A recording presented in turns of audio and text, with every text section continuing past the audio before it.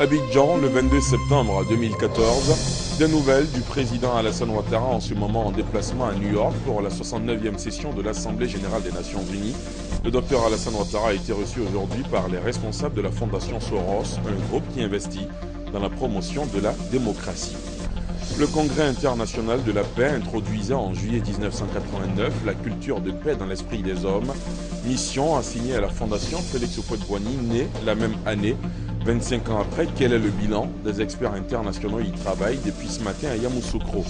Une Côte d'Ivoire où il fait bon vivre avec des rues propres et dégagées de tout encombrement. C'est le but ultime que veut atteindre le ministère de l'Environnement, de la Salubrité urbaine et du Développement durable qui a lancé ce lundi une vaste opération de déguerpissement. Point de départ, la commune de Cocody. Et puis, à l'étranger, le Haut Commissariat de l'ONU pour les réfugiés HCR annonce que près de 100 000 Kurdes vivant dans le nord de la Syrie ont fui ces derniers jours. Et ils sont arrivés en Turquie. Ils ont fui pour échapper à l'avancée du groupe État islamique en Irak et au Levant, EIIL. Voilà pour le sommaire, c'est l'heure de la grande édition. Bonsoir à tous et bienvenue. La tradition sera bien sûr respectée ce lundi encore. Vous aurez bien sûr droit au grand format de la rédaction dans ce journal. Ce soir, coup de projecteur sur la lutte contre l'apatridie. On s'intéressera particulièrement à ces plus de 60 000 enfants nés pendant la crise et qui ont été déclarés à l'état civil. Mais avant, ces nouvelles du président Ouattara en ce moment en déplacement à New York pour la 69e session de l'Assemblée générale des Nations unies. Le docteur Alassane Ouattara a été reçu aujourd'hui par les responsables de la Fondation Soros, un groupe qui investit dans la promotion de la démocratie. La correspondance de notre envoyé spécial, Jérôme Kofi Abolin. Pour le président de la République, Alassane Ouattara, c'est une visite rendue à un ami de longue date, se connaissant depuis 1999. C'est aussi une occasion de solliciter l'appui de la Fondation Soros à la réalisation de projets, notamment en ce qui concerne la scolarisation des jeunes filles. Nous avons échangé sur les possibilités pour la Fondation Soros de s'impliquer davantage. Déjà, la Fondation participe au laboratoire pharmacie de la santé publique en nous octroyant un don donc d'$1 million par an en médicaments. Je lui ai dit que nous avons besoin de soutien également pour les mesures contre la fièvre Ebola. Et aussi, surtout, j'ai insisté sur la nécessité de nous aider à créer des collèges de jeunes filles pour protéger les jeunes filles dans chacun des districts en Côte d'Ivoire. C'est un projet qui l'intéresse parce que si nous arrivons à donner une meilleure éducation à nos jeunes filles, les garder dans leur milieu, cela les protégerait et leur permettrait d'aller le plus loin possible dans leur perspective d'avenir. La structure Open Society Foundations est un réseau de fondations créé en 1993 par George Soros. Il a pour objectif de promouvoir la gouvernance démocratique, les droits de l'homme, les réformes légales, économiques et sociales. La partie Afrique de l'Ouest de la structure Soros est dénommée OSIWAR. Entendez Open Society Institute for West Africa. Le président Alassane Ouattara en a été le premier président. Souvenez-vous, en juillet 1989, s'est tenu à Yamoussoukro le Congrès international de la paix. De cette rencontre est née l'idée d'introduire la culture de la paix dans l'esprit des hommes. Coïncidence heureuse, la même année est née la Fondation Félix Houphouët-Boigny, à qui la mission de culture de paix a été assignée. 25 ans après, quel est le bilan? Des experts internationaux y travaillent. Le Premier ministre Daniel Kablan-Duncan a ouvert aujourd'hui à Yamoussoukro les réflexions de 48 heures. Broléon. Des organisations internationales de promotion de la paix, l'UNESCO et l'Union africaine de retour aux côtés des autorités ivoiriennes à Yamoussoukro, 25 ans après le Congrès international de la paix. Objectif, évaluer la mission assignée à la Fondation Félix Houphouët-Boigny pour la recherche de la paix, à savoir cultiver dans l'esprit des hommes la notion de paix.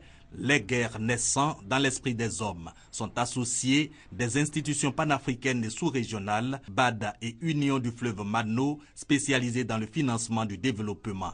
Pour tous, promouvoir la paix, c'est asseoir les conditions durables du développement face aux récurrents conflits, crises et menaces terroristes, une situation qui conforte l'actuel premier responsable de la Fondation, Félix Houphouët-Boigny, dans sa proposition de renforcer dans la poursuite la culture de la paix. C'est en faisant de la paix la plus haute valeur humaine que les hommes pourront bâtir une civilisation universelle plus humaine, plus juste, plus fraternel, au lieu de sombrer dans la barbarie.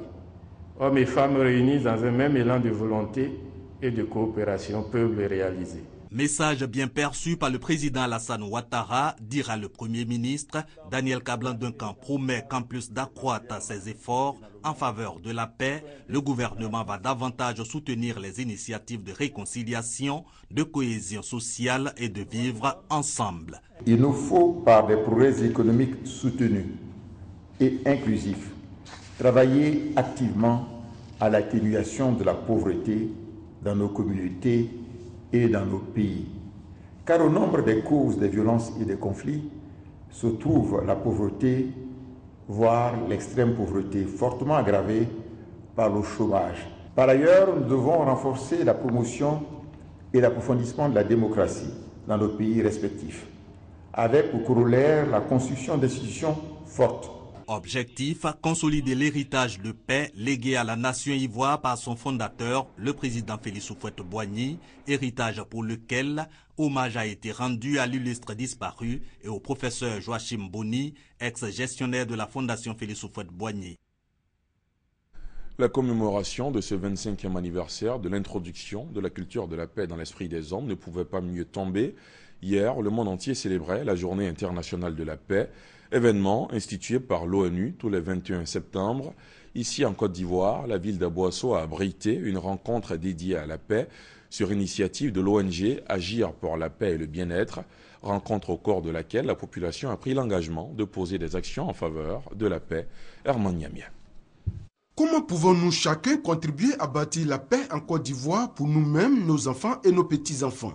La question a rassemblé à la salle des fêtes de la commune d'Aboasso autorités administratives, chefs de communautés religieuses et traditionnelles, ainsi que les cadres du Sud Komoué, à travers une méthodologie appelée l'art de la conversation qui compte.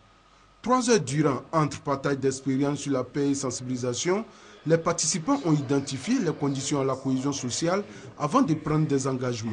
Ici, point n'est question de s'attarder sur la souffrance, mais plutôt mettre au premier plan ce qui permet d'aller de l'avant.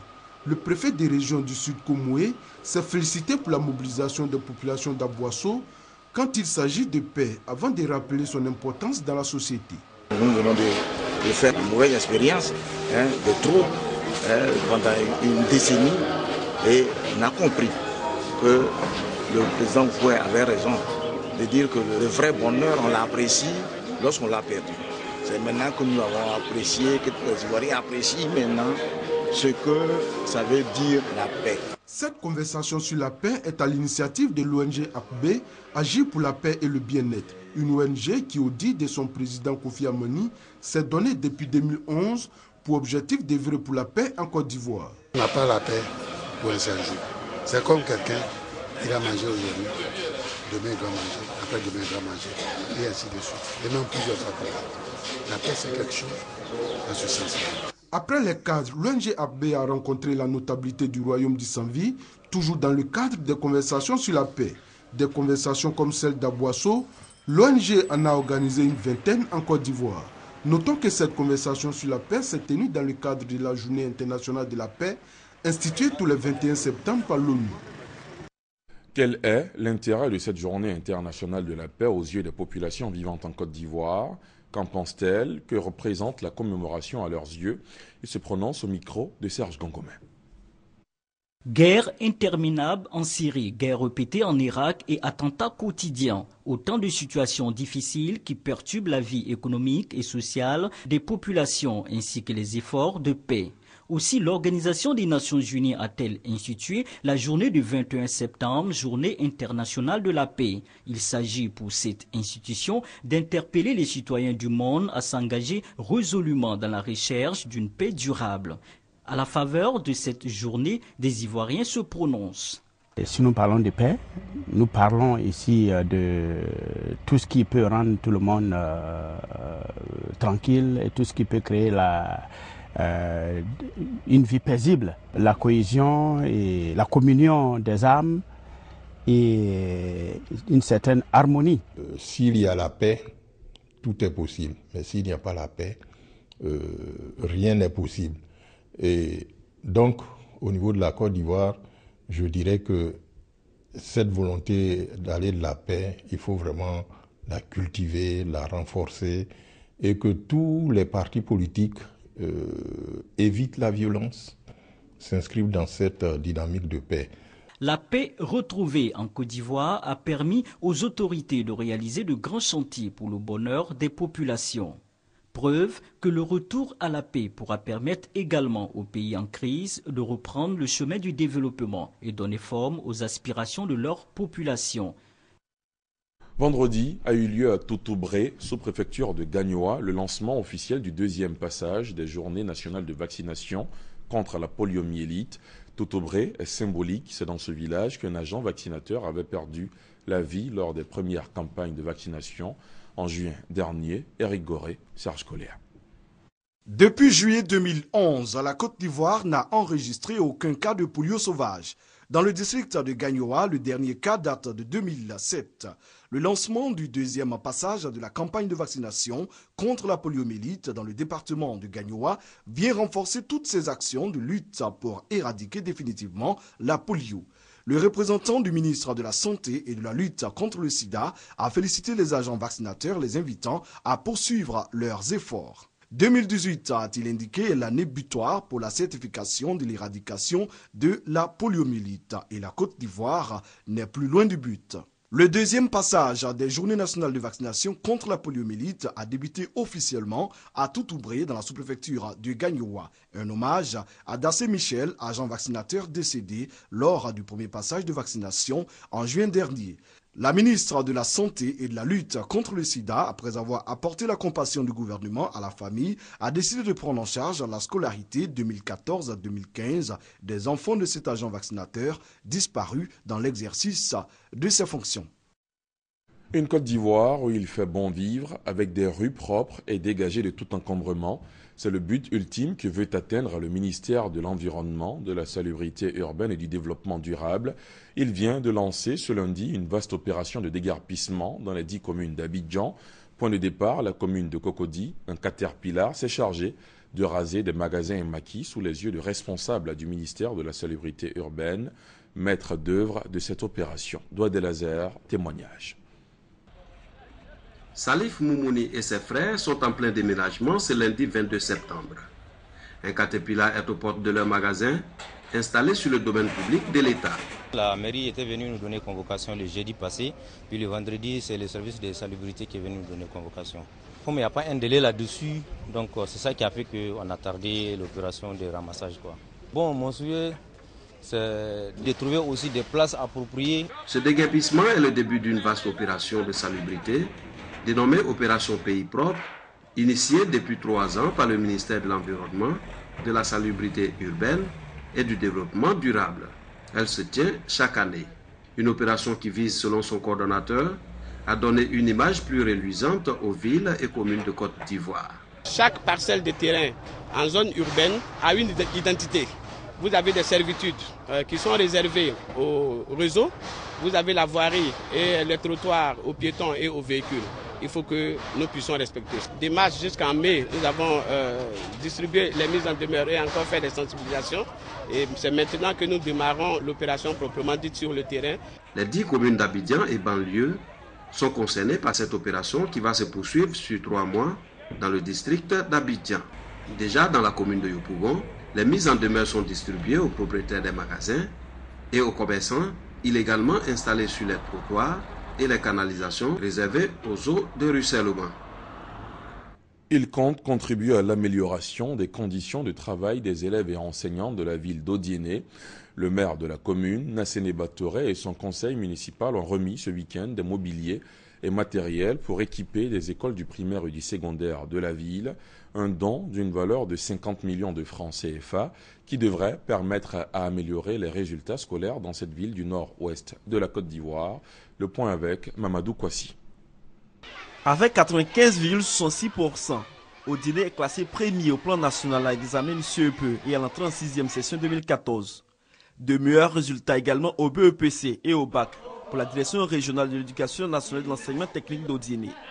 Des résultats qui cadrent avec la vision du maire qui veut faire de cette localité un pôle d'excellence en matière d'éducation. Un accent particulier est mis également sur la lutte contre les grossesses en milieu scolaire avec la création d'un foyer de jeunes filles pour encourager les acteurs du système éducatif de la région de Kabadougou. Nassene Batouré met à leur disposition du mobilier scolaire d'une valeur de 50 millions de francs CFA. Un don composé de 300 chaises, 200 tables de bureau, 50 armoires. Et ce n'est pas tout. Le maire offre également 100 lits et 150 matelas avec des couverts au foyer des jeunes filles, avec 2 tonnes de riz, des cartons d'huile et des pâtes alimentaires.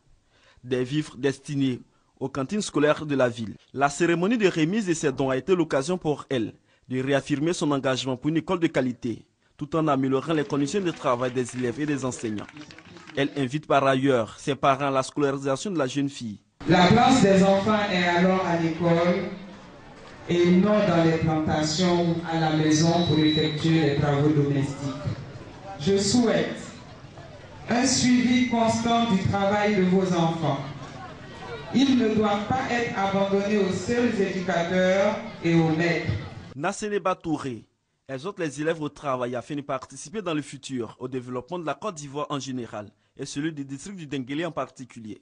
Des actions saluées par les acteurs du système scolaire de la région du Kabadougou ainsi que les autorités administratives. Tous ont pris l'engagement de soutenir le système éducatif pour de meilleurs résultats.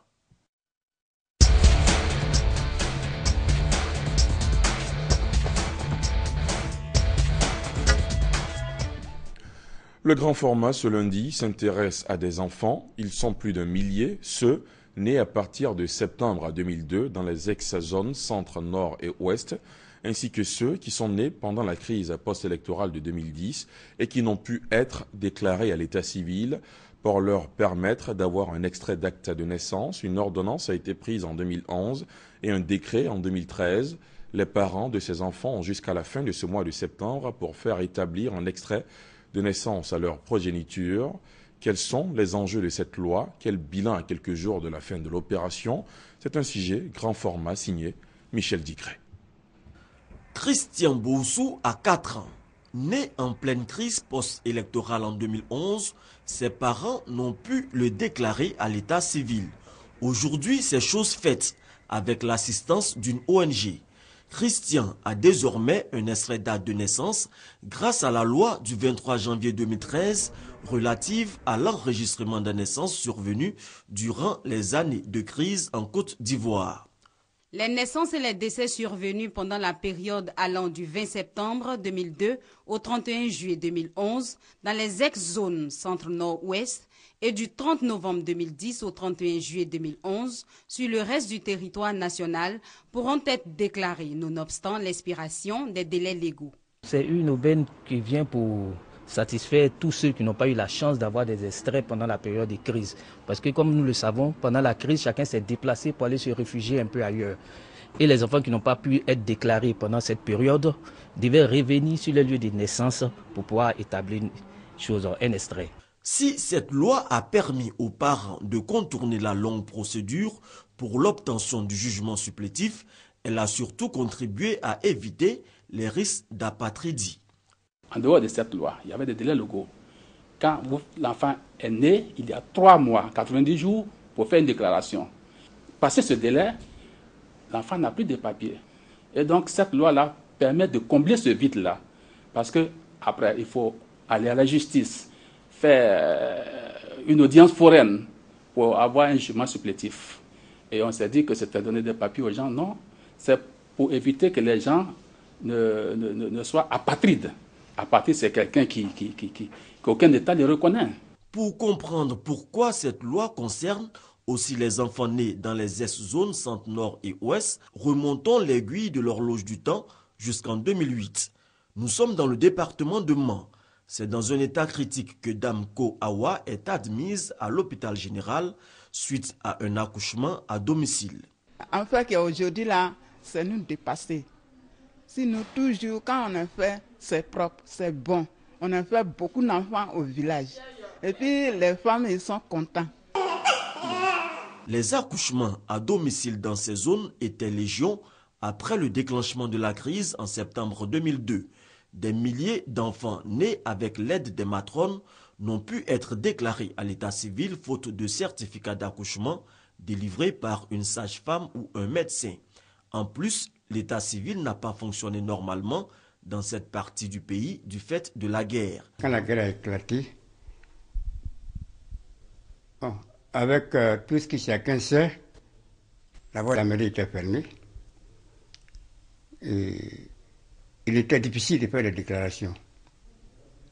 Donc il y a eu un groupe de jeunes qui s'est porté volontaire pour recevoir les déclarations. Mais c'était difficile. Plusieurs élèves dans ces zones n'avaient pas d'extrait date de naissance jusqu'en classe de CM2. Les statistiques de 2011-2012 au niveau de la circonscription de Ma 1 s'élèvent à 56% d'élèves qui n'avaient pas d'extrait de naissance, dont 32% au CM2. D'autres enfants moins chanceux n'ont pu être scolarisés faute d'extrait date de naissance. C'est le cas de la petite Koulibaly Nongodjoin dans le village de Oussougoula à 10 km de Séguéla. Quand nous sommes arrivés dans ce village-là, l'histoire de la petite fille m'a interpellée parce qu'elle est très intelligente. Or, elle n'allait même pas à l'école, mais elle faisait les mêmes choses que les élèves. Elle dansait, elle participait, elle était très dégoûtée, éveillée. Et au moment où le DJ demande dans quelle classe, tu es en quelle classe, elle ne parlait pas, elle a donné même dos au micro. Et puis les gens ont dit non, elle ne comprend pas français. Pourquoi elle ne comprend pas français? Parce qu'elle ne va pas à l'école. Et ça m'a fait très mal.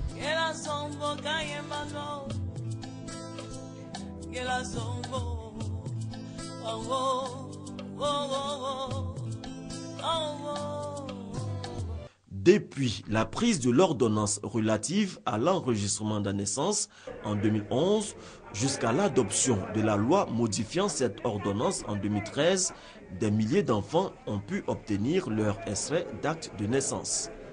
Du point de vue statistique, nous estimons, d'après l'étude de démographie et de santé qui a été lancée par le ministère du Plan et du Développement, avec le ministère de la Santé, à 1 500 000 enfants qui seraient nés durant la crise, avant la crise et depuis 2010 et qui n'auraient pas été déclarés à l'état civil. On peut estimer au bas mot, avec les chiffres entrecoupés avec nos partenaires, à 600 000 personnes qui auraient bénéficié de la loi.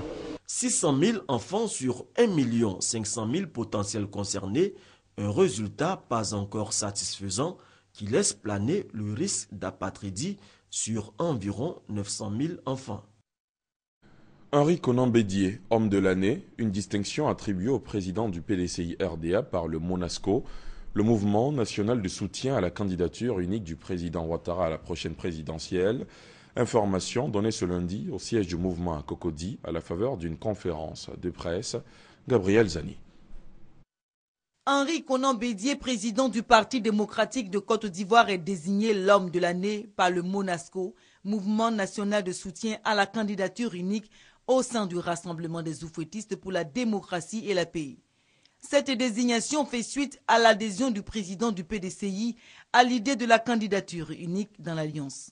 Une adhésion exprimée à Daoukro le 17 septembre lors de la visite officielle du chef de l'État dans la région de l'Ifou.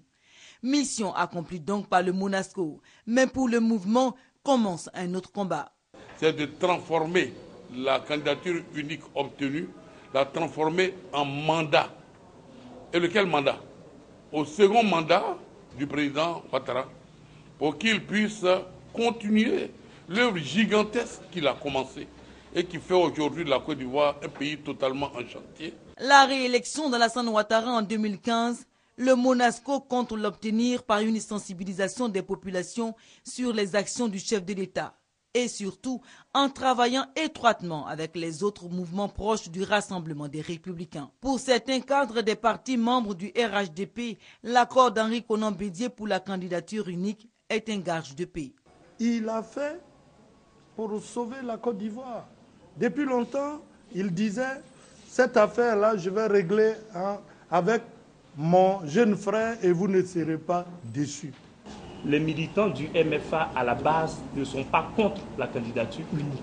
Au cours d'une cérémonie officielle, Henri Konan Bédié recevra en octobre prochain le symbole de sa distinction.